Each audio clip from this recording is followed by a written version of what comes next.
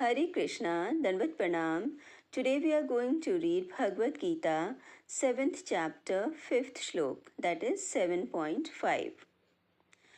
अपरेयमितस्त्वन्यां प्रकृतिं विद्धि मे परां जीवभूतां महाबाहो ययेदं धार्यते जगत. Word meaning. Apara, inferior. Iyam, this. Itaha, besides this. Tu, but. Anyam, another. Prakartim, energy. Vidhi, just try to understand. Me, my. Param, superior. Jiva Bhutam, comprising the living entities. Mahabaho, O mighty armed one. Yaya, by whom. Idam, this. Dharyate, is utilized or exploited. Jagat, the material world. Meaning, besides these, O mighty armed Arjuna, there is another superior energy of mind which comprises the living entities who are exploiting the resources of this material inferior nature. Purport. Here it is clearly mentioned that living entities belong to the superior nature or energy of the Supreme Lord. The inferior energy is matter manifested in different elements, namely earth, water, fire, air, ether, mind, intelligence, and false ego.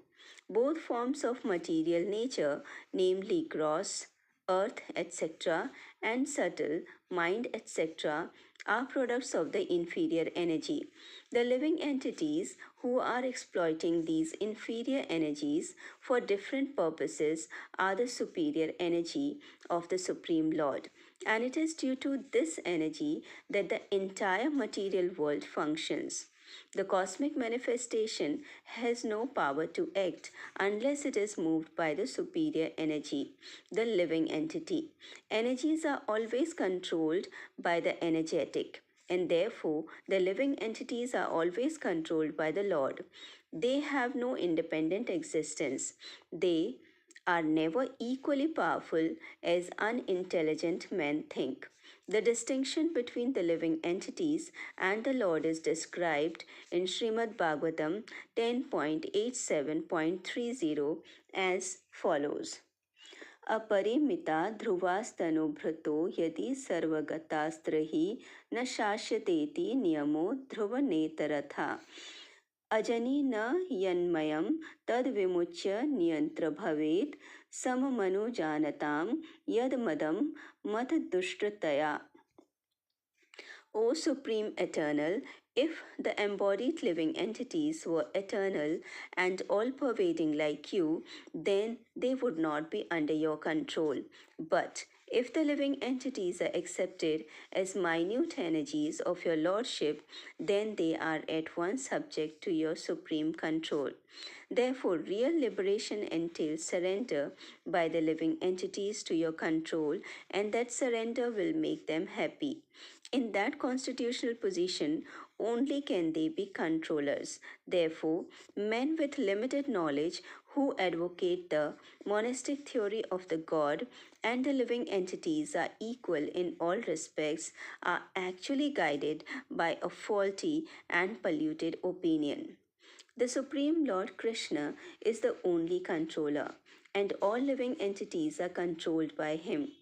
These living entities are his superior energy because the quality of their existence is one and the same with the Supreme, but they are never equal to the Lord in quantity of power.